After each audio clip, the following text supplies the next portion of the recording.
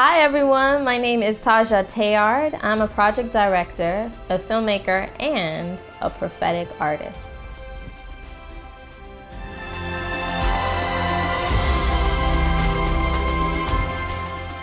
You mean to tell me you are prophetic or prophetess, whatever, so you see in the future and you can see and hear things? Okay, sure.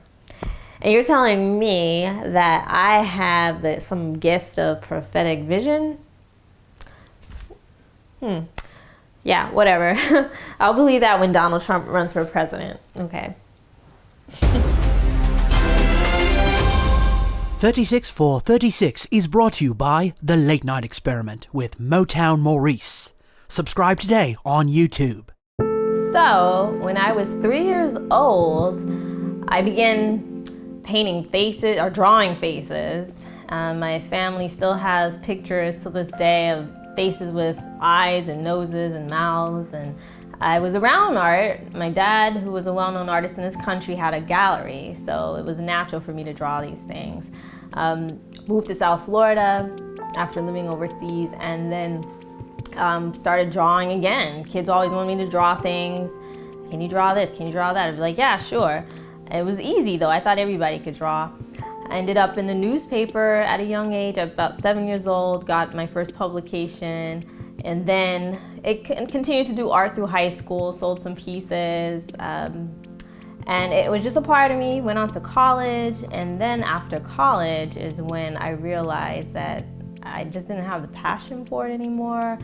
I started running from it. I really didn't really take it seriously and wanted to be something else, not an artist. I started admiring people in science and math and everything else but art because I did it all my life. And so then I just decided to kind of throw in the towel and run away. Oh my God. I'm running from the art. I'm running from the art. So around the time that I began running from my art is the same time I started having these dreams. And these dreams were prophetic in nature. So they were premonition dreams, maybe people dying in the dream, and then in real life these people would die. And so I was utterly confused at this point. Why am I having these dreams?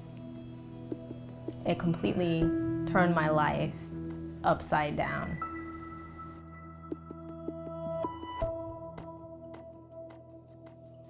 I spent most of my life in Florida, so I felt like it was time for a change, and I decided it's time to move to California. Good old Cali. And before that transition period, I had gone to a church. I was invited to a church from a friend who was an artist, and I wasn't really a church-going person, but this church had a prophetess in the church, and at that time, she singled me out and she said, "You have the gift of prophetic vision." And I'm like, what is that? What is prophetic vision? I had no idea. And I just let it sit on the shelf. So a few months passed, and then I moved to Cali. And it's when I moved to Cali that I got to pick up the art again. I had the opportunity to do a lot of commission pieces and sell work. But at the same time, it wasn't serious to me. I was really looking for full-time work or looking for other things. And so I ended up getting a full-time job. And at that time, that's when the art stopped again. And it was during that full-time job that I got invited to another church. And this church also had a prophetic person. And I had never really heard of this. And I got prophesied to at that church, "You have the gift of prophetic vision." So, second prophetic vision statement given to me, and I noticed a pattern.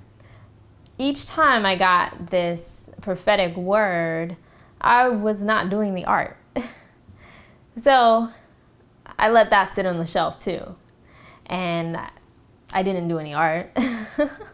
I just kept working, and the dreams kept coming. And what really made me stop and think about everything differently is when I injured my hands from my job.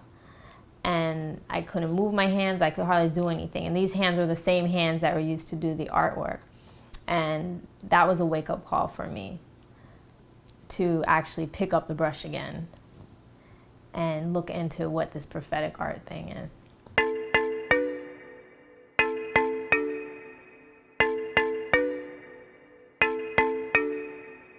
So about a month after I started healing from my injury at work, I met a woman named Mary Christian who happened to be a prophetic artist. And during that time, she helped open my eyes to what prophetic art was. And at the same time as meeting her, I also enrolled in a class at Agape University, creating a spiritual life on canvas. And during this time, everything that I had once known about art, about realistic drawing and technique, went down the drain. And I began to accept my calling as a prophetic artist.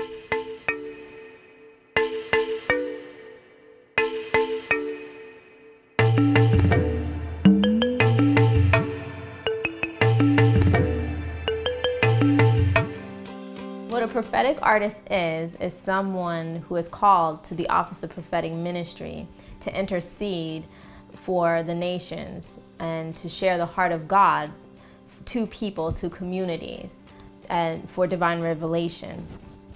As a prophetic artist, my goal is to use it as a tool to bring healing, reconciliation to people, to the brokenhearted, and most importantly, to empower people and communities. I see it more as a calling, and I'm just a servant and a vessel to do this. I'm honored to be a part of this, and I believe that it's a gift, but more importantly, it's what I'm required to do. And it's not about myself, it's really about just being a vessel for the community and the world.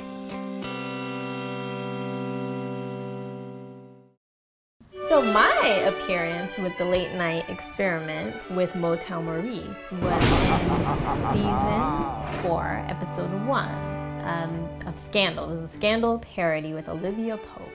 And Motown called me on the phone and said, you know, do you think you'd mind playing Olivia Pope? And at first I was like, I don't know. He's like, well, you kind of favor her. And I don't really see it, but I did get that lip quiver down. You'd have to check the episode out to see that one. And it was a lot of fun, got to drink the wine, and by the 4th take, I think I was a little buzzed. We had so much fun, and it was just such a pleasure working with Motown and the Late Night Experiment. I'm here because I love you, Liv.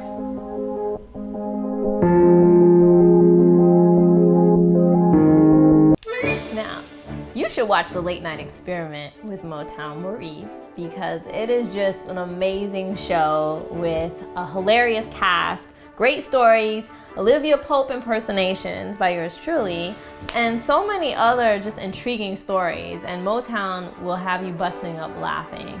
So I have nothing but positive things to say about the Late Night Experiment with Motown Maurice. I watch it, so I think you should too. There once lived a man named Motown Maurice. His hair was tall and his ears were sleek. He's on a journey for late night TV. Subscribe and witness his story. Witness his story.